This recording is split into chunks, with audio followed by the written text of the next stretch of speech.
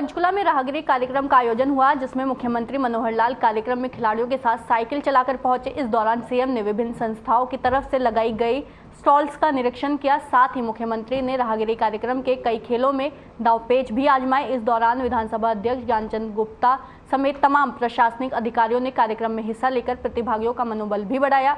आपको बता दें कि मुख्यमंत्री मनोहर लाल ने कहा कि नूंह में कानून व्यवस्था और परिस्थितियों को देखते हुए सरकार और प्रशासन ने अपील की है कि लोग अपने स्थानीय मंदिरों में जाकर जलाभिषेक और पूजा पाठ करें। इसके अलावा पूर्व खेल मंत्री पर जूनियर महिला कोच के लगाए छेड़छाड़ के आरोपों पर सीएम ने कहा कि मामला कोर्ट में है, इस पर कोई टिप्पणी नहीं करनी चाहिए। इसके साथ ही पंजाब के मुख्यमंत्री भगवंत मान के बयान पर सीएम ने पलटवार करते हुए कहा कि अगर हरियाणा की व्यवस्था खराब होती तो उन पर टिप्पणी ना होती।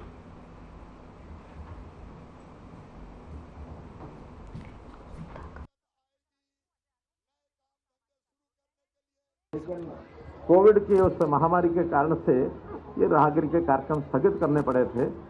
अब पुनः दोबारा से इसको शुरू किया गया है और बहुत एक उत्साह के साथ पंचकुला के नागरिक, उसमें विशेष तौर पर युवा वर्ग के साथ ही, चाहे स्कूल कॉलेज गोइंग बच्चे हैं, चाहे कॉलेज गोइंग स्टूडेंट्स हैं, उनमें बड़ी संख्या में भाग लिया है और अलग अलग विधाएं वो अपनी यहाँ दिखा रहे हैं। उन विधाओं से न केवल जनता का मनोरंजन होता है, बल्कि जो करने वाला है, जो करता है, जो एक्टर उसमें है, उनके भी जीवन में निखार आता है, अपनी विधा को आगे बढ़ाते हैं। तो मैं तो यही चाहूँगा कि समाज जीवन के अंदर बहुत प्रकार की काम करने की आवश्यकता है। बहुत समस्याओं को दूर करने के लिए इस प्रकार की विधाओं का अपना उपयोग है। चाहे किसी का वो मानसिक तनाव है, चाहे किसी के शारीरिक बल को बढ़ाने की बात है, चाहे किसी के ज्ञानवर्धक चीज़ें जो उसके मस्तिष्क में ज्ञान के रूप में आती हैं, इन सब चीज़ों के लिए ऐसे ऐसे कार्यक्रमों का बहुत।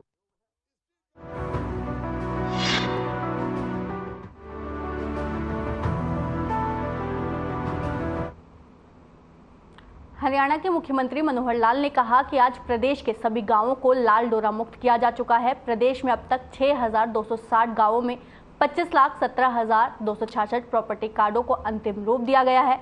इनमें से 24,51,613 कार्ड मालिकों को दिए भी जा चुके हैं और उनके परिवार पहचान पत्रों से जोड़े जा चुके हैं। यही नहीं, अब तक 3,613 गांवों की 4,62,000 संपत्तियों की रजिस्ट्री की जा चुकी है। मुख्यमंत्री ने कहा कि लोगों को रजिस्ट्री करवाने अथवा तहसील के अन्य कार्यों के लिए इंतजार न करना पड़े तथा कार्यालयों के बार बार चक्कर न काटने पड़े, ये सुनिश्चित करने के लिए हमने ई पंजीकरण प्रणाली शुरू की है। उन्होंने कहा, हम ग्रामीणों की संपत्ति को सब प्रकार के विवादों से मुक्त कराने और गांव की जरूरत के अनुसार अधिकतम विकास करने के लिए प्रतिबद्ध हैं।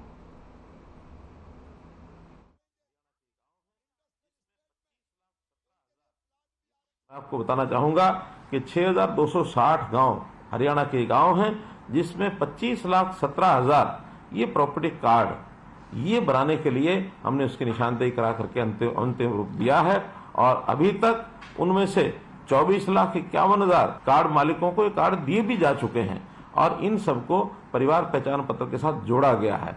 और इन कार्डों के वितरण के बाद अब हमारे राजस्व विभाग ने रजिस्ट्री करनी शुरू की है। 4,62,000 संपत्तियों की ये रजिस्ट्री अब तक हो चुकी है।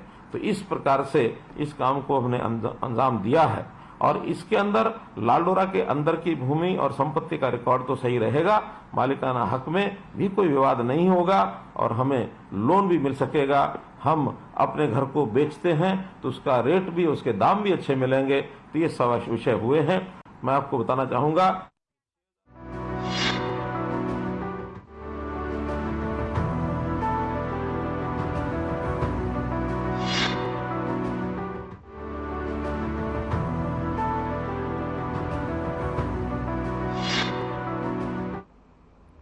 हरियाणा के गृह मंत्री अनिल विज ने कांग्रेस पर तंज कसा है। उन्होंने कहा कि देश में 90% प्रकल्पों का नाम गांधी और नेहरू परिवार के नाम पर रखा गया। उन्होंने आगे कहा कि क्या उनके परिवार की यह मलकियत है। वहीं उन्होंने 26 गठबंधन वाली पार्टी को टी पार्टी बताते हुए कहा कि ये टुकड़े टुकड़े गैंग है और ये बैठकर चाय पानी पी लेते हैं। उन्होंने नौ हिंसा को लेकर कहा कि एहतियातन तौर पर इंटरनेट सेवाओं को बंद किया गया है।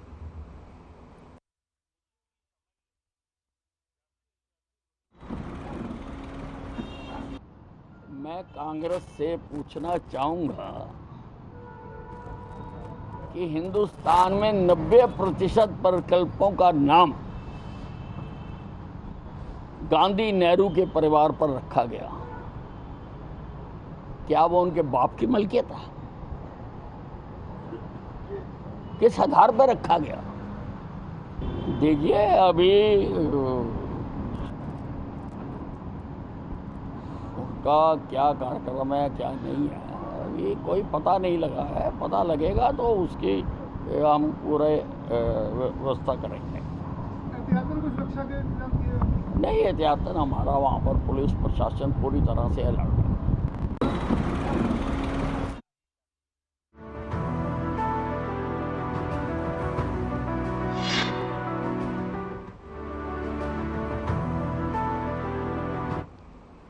शिक्षा मंत्री कंवरपाल गुर्जर ने जनसंपर्क अभियान के तहत जगाधरी की कई कॉलोनियों का दौरा किया। इस दौरान उन्होंने जनता से सीधा संवाद कर विकास कार्यों पर चर्चा की।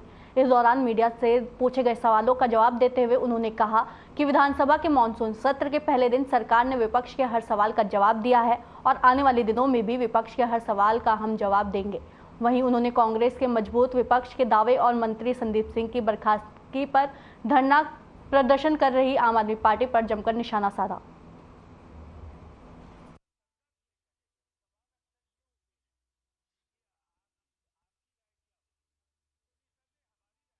जो है उत्साह देश का बढ़ा और मैं समझता हूँ जितना की बार सारा देश उसके साथ जुड़ा और जिस प्रकार का उत्साह का संचार देश में, और मैं ये मानता हूँ कि सारा गेम जो है दुनिया में तरक्की का वो केवल कॉन्फिडेंस का, आत्मविश्वास का, उत्साह का, और जो उत्साह जिस प्रकार से देश का स्टेम बढ़ाया हुआ है और जिस तरीके से प्रगति कर रहा है, मैं समझता हूँ कि आने वाले 5 साल में हिंदुस्तान जो है दुनिया की तीसरी सबसे बड़ी ताकत होगा, आर्थिक ताकत।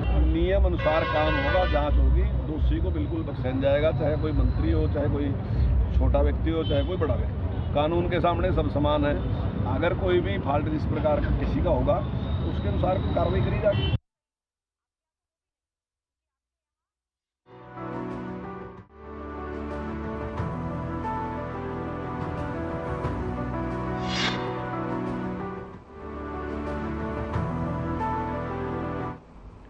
कैथल के गांव कौल में शराब के ठेकर पर शराब लेने को लेकर गोली चलाने का मामला सामने आया है।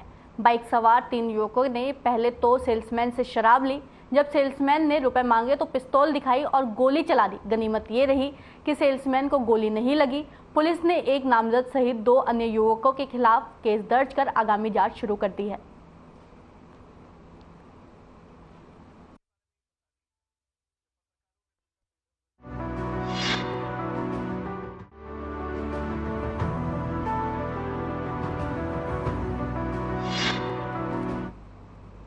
अंबाला में लगातार किसानों का प्रदर्शन जारी रहा। आपको बता दें कि चंडीगढ़ कूच के दौरान पुलिस प्रशासन से भागते हुए हादसे में जहां एक तरफ पंजाब के किसान की मृत्यु हो गई तो वहीं दूसरी तरफ एक किसान गंभीर रूप से घायल हो गया था, जिसकी एक टांग काटनी पड़ी। उस किसान को मुआवजा और सरकारी नौकरी देने की मांग किसान कर रहे हैं। साथ ही किसान उपायुक्त अंबाला पर वादाखिलाफी के आरोप लगा रहे हैं और सरकार को ये चेतावनी दी है कि अगर जल्द से जल्द उनकी मांगें नहीं मानी गई तो एक बड़ा आंदोलन किया जा सकता है, फिर सड़क भी जाम किया जा सकता है।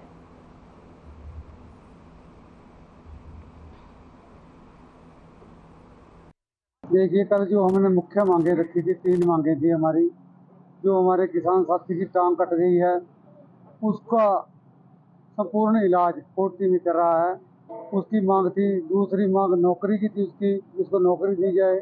तीसरी मांग थी हमारी 22 तारीख को जो प्रदर्शन किया है उसके अंदर हमें सूत्रों के मुताबिक पता चला है कि सरकार ने कुछ पर्चे दर्ज किए हैं, कुछ FIR दर्ज कर रखी है, उसको निरस्त करने की, उसको कैंसिल करने की बात हमने रखी थी।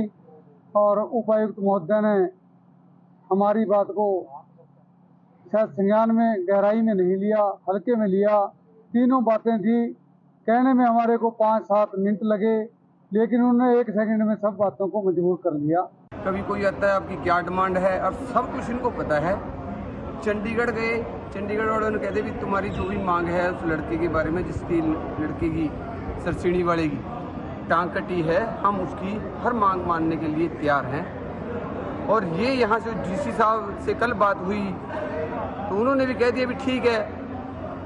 फिर हमने कहा भी आप यहाँ के कह दो, पता नहीं क्या दिक्कत है, कोई ना कोई सरकार के मन में चोर है और जिससे वो डर रहे हैं भी क्या क्या जाके कहें। अगर बिल्कुल हम सरकार से और प्रशासन से कहना चाहेंगे भी जो भी कहना है आके यहाँ साफ साफ जो मंडी के अंदर धरना लग रहा है उस लड़के के बारे में बतावा कि आपने खर्चा देना या नौकरी देनी या तो हाँ करा। अगर नहीं कोई ऐसी थारे मन के अंदर चोरा वो भी मन उगता है जहाँ, और नहीं तो हम एक कड़ा फैसला लेंगे, या तो हम रोड जाम करांगे या फिर डीसी दफ्तर का ताला लगावांगे।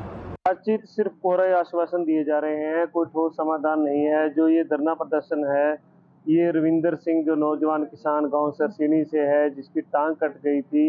एक नौजवान ने अपनी टांग गवा दी, उसके जीवन की जो धारा है वो रुक चुकी है। और अभी अभी हमें समाचार मिला है कि फोर्टिस में उसको दोबारा से इन्फेक्शन उसका बढ़ चुका है। तो आप ये दिखाइए कि धरना प्रदर्शन के लिए जो हम चल रहे थे कि हम अपनी आवाज़ करने के लिए, और हम तो स्टेट के फायदे के लिए चल रहे थे, क्योंकि हमारी डिमांडें सेंटर से थी, ज़्यादातर हमारी डिमांड थी जो हमारी सेंटर सरकार से थी। हम तो उल्टा इनका स्टेट का पंजाब और हरियाणा सरकार का फायदा करने के लिए जा रहे थे कि ताकि आपकी आवाज़ नहीं पहुंचती है और किसानों की आवाज़ सेंटर तक पहुंच जाती है।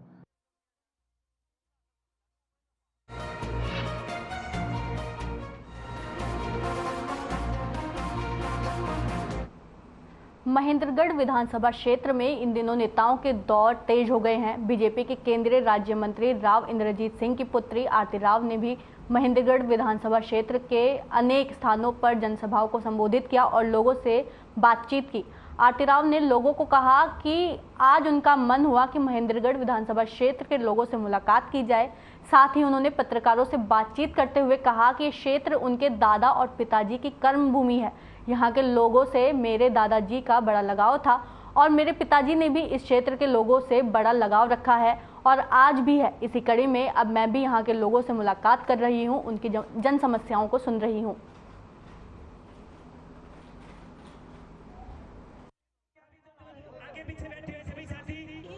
लोगों से बहुत प्यार मिल रहा है, बहुत इज्जत मिल रही है और उसी को समेटने और के लिए मैं दक्षिण हरियाणा के दौरे कर रही हूँ। और जिस प्रकार से आप एमपी के लिए तैयारी कर रही हैं एमएलए की, जी मैं अपने लोगों से मिलने की तैयारी कर रही हूँ। बस इस वक्त यही है कि जो भी एरिया हो, अपने सपोर्टर्स हैं, मेरे परिवार से पीढ़ियों से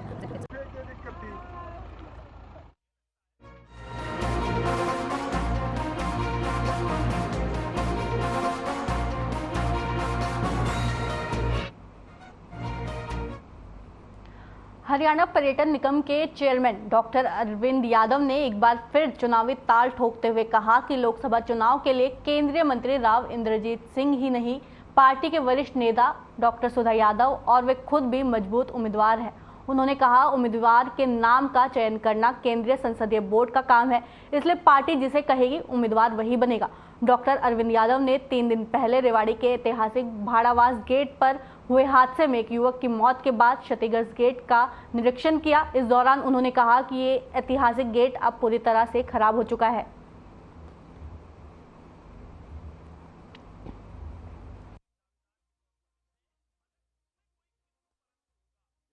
भी संपर्क में था, हमारे जो डीएमसी उदय सिंह जी उनके संपर्क में भी था। कल भी मेरी 3-3, 4-4 बार उपायुक्त महोदय से और डीएमसी से बात हुई। वो सारे रिकॉर्ड भी इसका निकलवाया, 300-400 साल पुराना रिकॉर्ड भी ढूंढवाया, उर्दू में था उसको इंग्लिश में भी करवाया। और रात को फिर पीडब्ल्यूडी ने भी जब इसका इंस्पेक्शन किया तो एक्सीएन ने रिपोर्ट दी कि ये जो है डैमेज इतना हो चुका है कि इसका रख रखाव भी मुश्किल है और रिपेयरिंग भी मुश्किल है। तो रात में जिला प्रशासन ने तय किया कि क्योंकि दिन के अंदर से आवाजाही रहती है, फिर कोई हादसा ना हो जाए, तो रात को 11 बजे के लगभग जो है वो इसके डिमोलिशन का प्रस्ताव उन्होंने वो लेके आया और यहाँ जेसीबी वगैरह भी आ गई।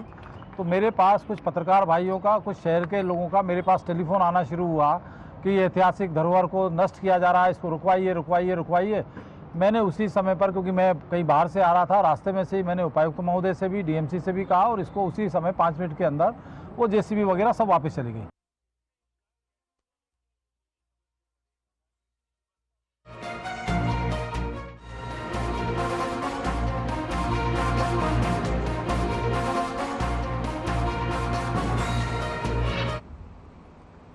झज्जर के एक गांव में रोंगटे खड़े कर देने वाला कारनामा सामने आया है, जहां एक साथी ने अपने साथी को शराब पिलाई और बाद में उसकी हत्या कर शमशान भूमि में फेंक दिया उसका शव। वहीं मामले की सूचना पर पुलिस को मिली तो मौके पर पहुंची पुलिस ने मामला दर्ज कर आगामी जांच शुरू कर दी।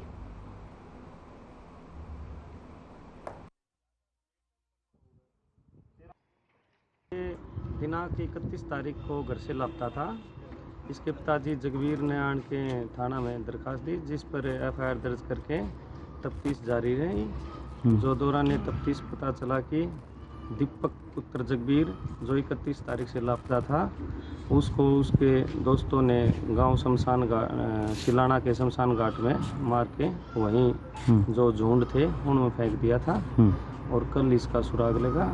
दौरान तफ्तीश आरोपियों को गिरफ्तार किया जा चुका है, न्यायालय में पेश आज कर रहे हैं। तो कोई रंजिश वगैरह थी क्या इनकी?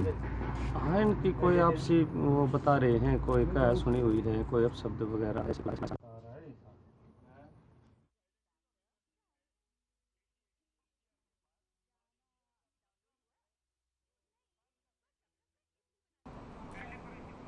आपको बता दें कि झज्जर से ये मामला सामने आया है, जहां एक दोस्त ने अपने दोस्त की हत्या कर दी और बाद में उसका शव शमशान में फेंक दिया।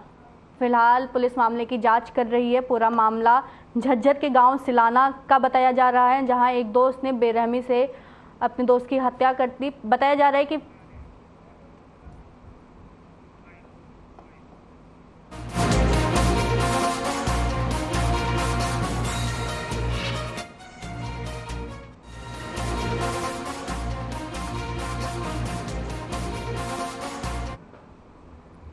महेंद्रगढ़ के गांव दुलोट अहिर के पूर्व सरपंच ने फांसी लगाकर अपनी जीवन लीला समाप्त कर ली है। मृतक के भाई ने 2 लोगों पर उसे परेशान करने का आरोप लगाया है। आपको बता दें कि पूर्व सरपंच मनोज कुमार ने दुलोट से बुहाना सड़क मार्ग पर टाइल फैक्ट्री बना रखी है।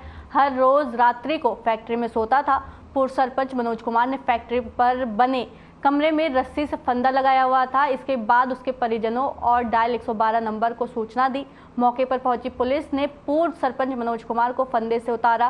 पूर्व सरपंच मनोज कुमार की जेब से एक सुसाइड नोट भी मिला है। सूचना पर मौके पर पहुंचे और घटनास्थल का निरीक्षण कर मृतक की जेब से उन्होंने एक सुसाइड नोट बरामद किया। मृतक के भाई की शिकायत और सुसाइड नोट के आधार पर पुलिस ने मामला दर्ज कर आगामी जांच शुरू कर दी है।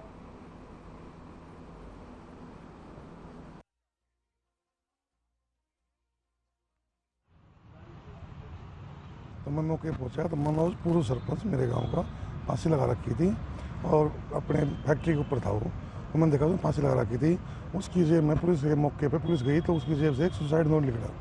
सुसाइड नोट में 2 आदमी का नाम है, एक तो अमित है, एक रजनीश है। ये सूचना प्राप्त हुई थी कि मनोज कुमार पूर्व सरपंच वासी दुलोट अहिर ने फांसी लगाकर आत्महत्या कर। जिस सूचना पर मौका पर पहुंचकर घटनास्थल का विनाश का निरीक्षण किया गया। दौरान निरीक्षण मृतक की जेब से एक सुसाइड नोट प्राप्त हुआ।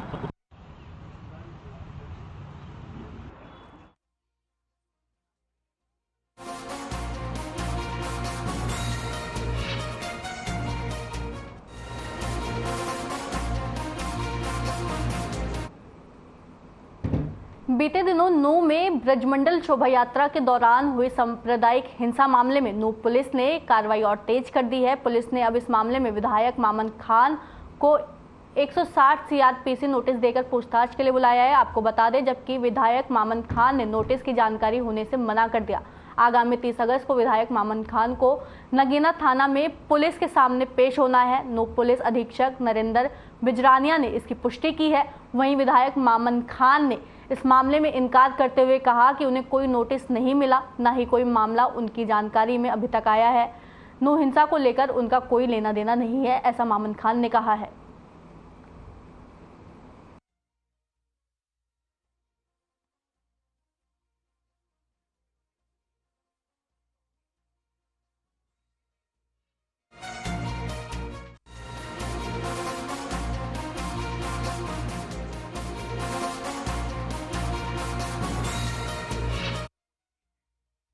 फतेहाबाद के भट्टू क्षेत्र में नहर टूटने से करीब 100 एकड़ के क्षेत्र में फैली खेतों में पानी भर गया। जलभराव के चलते फसलें डूब गई। बाद में सिंचाई विभाग के अमले ने पहुंचकर नहर में आई दरार को पाटने का काम शुरू करवाया। इस दौरान पीछे से भी नहर में पानी रोका गया।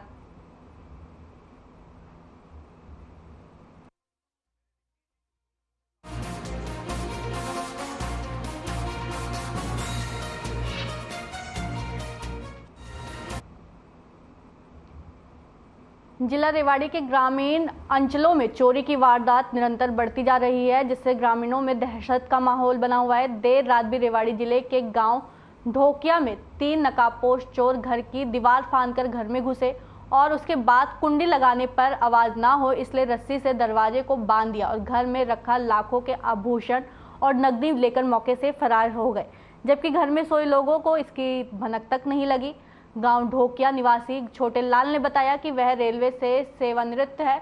उसने बताया कि वह अपने परिवार के साथ सोया हुआ था कि देर रात घर में दीवार फांदकर चोर प्रवेश कर गए और घर में रखे लाखों रुपए के आभूषण और कैश चोरी करके ले गए। उन्होंने बताया कि करीब 20 लाख रुपए के सोना चांदी के आभूषण और 18,000 रुपए नगद अज्ञात चोरों द्वारा चोरी कर लिया गया है। पीड़ित ने बताया कि गाँव में लगे CCTV कैमरे में 3 नकाबपोश पर लाठी डंडों से लैस चोरी किया गया है। सामान एक पोटली में ले जाते हुए दिखाई दे रहे हैं। इसकी सूचना जब उन्होंने पुलिस को दी तो पुलिस ने घर का मुआयना करने के बाद FSL एक्सपर्ट को बुलाया।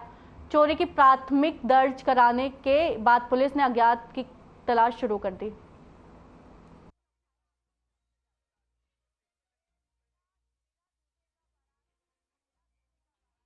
और मम्मी और पापा जी दूसरे कमरे में एकदम सोए हुए थे और उधर मतलब रात को एक मम्मी की आवाज़ आई।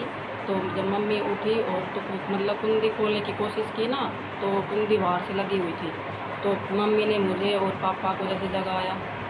फिर बाद में मम्मी ने मतलब जो जंगला है उधर से जंगले के पास खड़े होकर साइड वाले कमरे को देखा तो उधर मतलब वो टूटा हुआ था, मतलब दरवाज़ा खुला हुआ था। और बाद में फिर हमने पड़ोस में फ़ोन किया आस-पास में तो उन्होंने हमारा मतलब दरवाज़ा खोला दरवाज़ा।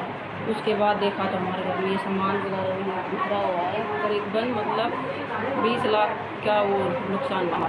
साइड में थोड़ा सा कमरे में नुकसान, दरवाजे का खुली कुछ आवाज़ आई दम जैसी की तो आवाज़ मतलब केवड़ खोला तो साकरबल मिली तो पड़ोसी के पास फ़ोन करा। पड़ोस में आस पड़ोस के 2-3 के पास वो आया उन्होंने तो साकर टुकड़ा खोल दिया। देखता पुलिस आग तो पुलिस में बैठ थी।